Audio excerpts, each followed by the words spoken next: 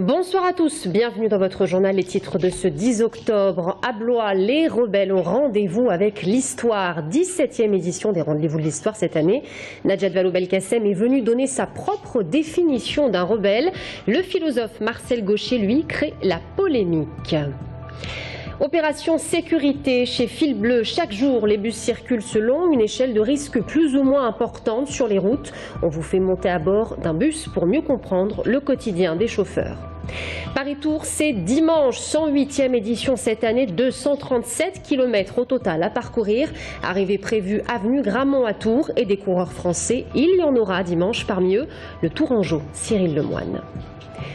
Bonsoir à tous. À Tours, au centre commercial des Deux Lions, les salariés Casa Pizza tirent la sonnette d'alarme. Cela fait plus d'un mois que leur restaurant est sinistré, mais aucun des 11 salariés ne s'est vu verser l'allocation de chômage partiel depuis cette date. Des pertes financières considérables pour la plupart. Depuis hier soir, ils ont décidé d'occuper les locaux jusqu'à nouvel ordre. Nice Michaud. Ils sont 8 ce vendredi matin autour de la table sur les 11 salariés que compte le restaurant. Certains d'entre eux ont dormi ici, à même le sol, dans ce bâtiment sinistré par des infiltrations d'eau. Depuis le 25 août et en attendant les travaux, ils sont officiellement au chômage technique. Pourtant, niveau salaire, le compte n'y est pas. On n'a pas été payé sur une période d'une dizaine de jours et pour certains employés ça va au-delà. Et on le vit mal parce que financièrement c'est compliqué. J'ai été payé exactement 272 € pour le mois depuis que je suis au chômage technique, c'est-à-dire rien. Et pour cause, le siège attend le versement de l'État pour le chômage technique et a mis pendant ce temps les salariés en congé. Des congés payés pour ceux qui en avaient, des congés sans solde pour les autres. Une pratique bien sûr illégale. Mais tous sont déterminés. En attendant d'être entendus, ils resteront là. Ils comptent sur la solidarité, d'autant qu'eux avaient su en faire preuve envers les salariés d'un autre magasin de leur tranquille, Chapitre, lorsqu'ils occupaient les locaux en février dernier suite à la fermeture du site, puisqu'ils leur fournissaient à manger et à boire. Rebelle, c'est sous ce thème ô combien proéminent dans l'actualité en ce moment que s'ouvrent les rendez-vous de l'histoire ce week-end. 17e édition cette année, plusieurs centaines de conférences prévues et des personnalités du monde culturel, scientifique ou encore politique, comme Najat Vallaud-Belkacem, la ministre de l'Éducation, qui proposait ce matin sa propre définition d'un rebelle. Florent Carrière. C'est devant une salle comble que l'historien Jean-Noël Jeanneney a donné le coup d'envoi des 17e rendez-vous de l'histoire. Cette année encore, près de 1000 intervenants et 400 conférences pour décliner un thème, celui des rebelles. Il y a des rebelles de gauche et des rebelles de droite, des rebelles qui réussissent et d'autres qui témoignent par leur échec même. On appelle ça souvent des martyrs. Et puis, parler des rebelles, c'est protéger contre un certain moralisme, contre l'idée aussi qu'on est rebelle éternellement. Il y a des rebelles qui sont arrivés au pouvoir et qui ont suscité de nouvelles rébellions. La rébellion, c'est l'engagement. Soyez engagés. Et des rébellions, la ministre de l'Éducation nationale y est confrontée. ABCD de l'égalité, rythme scolaire, Najat Vallaud-Belkacem qui a fait le déplacement ce matin et à l'écouter parler des rebelles, il était difficile de ne pas penser à l'actualité politique. Et les rebelles au sein de votre famille politique,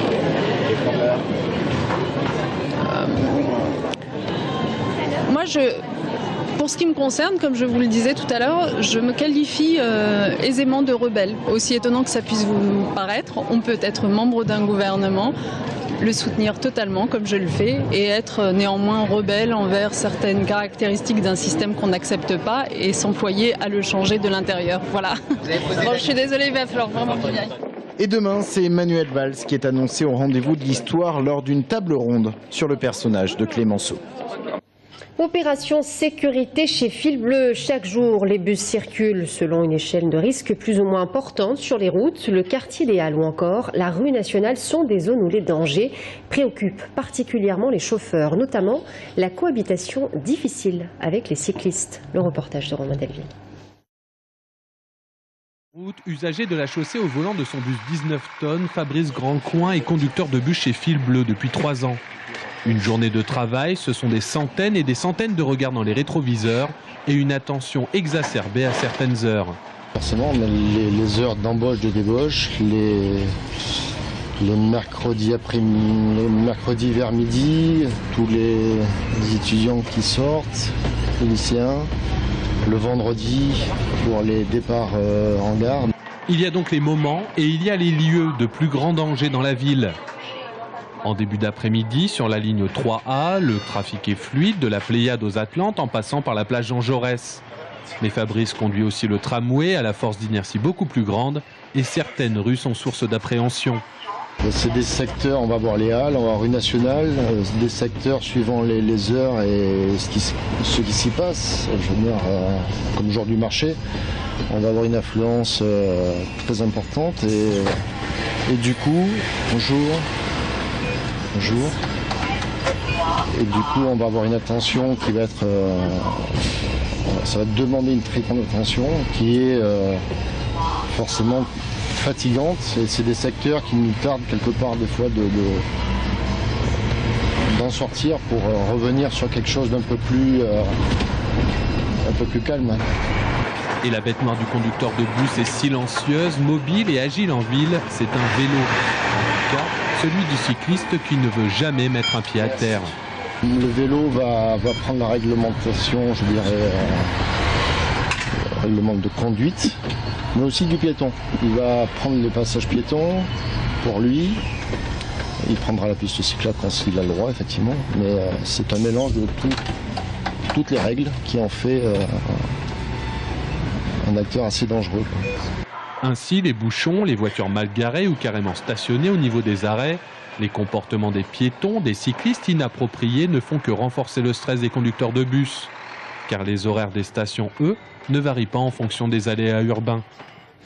Et j'ajoute que demain, Fil Bleu lancera sur son réseau une opération avec le service départemental d'incendie et de secours au centre de maintenance Keolis à Tournord.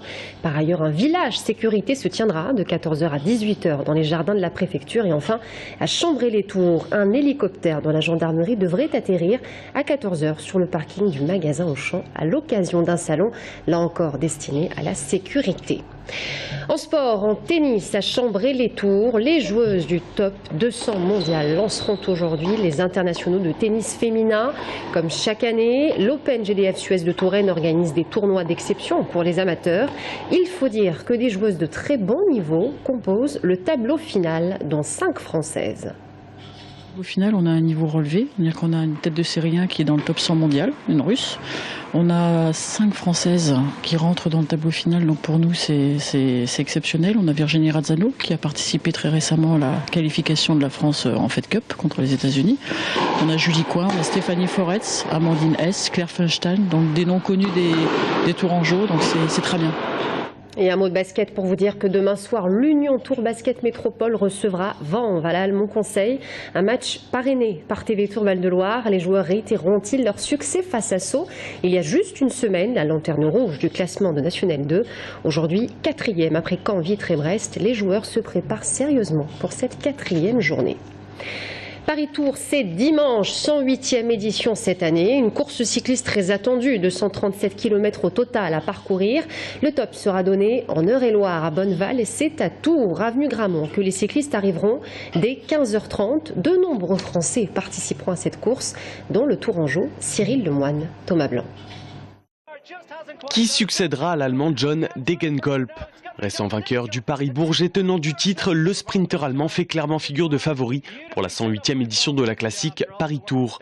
Côté français, on pense forcément au Tourangeau Cyril Lemoine ou encore Arnaud Desmar, 3e en 2013. L'actuel champion de France en a fait sa priorité de fin de saison. Il y a Adrien Petit aussi qui était le pilote d'Arnaud Desmar quand il était amateur, notamment quand il était champion du monde, puisqu'ils ont fait premier et deuxième. Il y a notamment aussi Cyril Lemoine qui a fait une très très belle saison, qui finit encore 10e de Paris-Bourges jeudi dernier. Et moi je verrais bien par exemple, on n'en a pas parlé, mais un baroudeur comme Sylvain Chavanel. Connu pour être la plus plate des classiques, Paris-Tours partira de Bonneval en Eure-et-Loire. Un parcours long de 237 km qui s'achèvera avenue de Gramont et dont il faudra tout de même se méfier. Je me méfie toujours un petit peu du final qui au bout de 200 km fait un petit peu mal dans la mesure où ils n'ont pas monté de côte et quelques petites côtes du coin, notamment la côte de l'Épan, Bois-Soleil, etc. En parallèle de la course élite, se tiendra également la 20e édition du kilomètre Paris-Tours. On parle sprint et surtout spectacle. Outre l'arrivée de la classique, l'avenue de Gramont verra défiler par vague de 6 à 8 coureurs, les meilleurs jeunes nationaux. Et c'est la fin de ce journal. Merci à tous de nous avoir suivis. Dans un instant, l'invité de la rédaction nous rejoint, Sophie Oconi ce soir, vice-présidente de l'UDI, conseillère municipale à Tours. A tout de suite.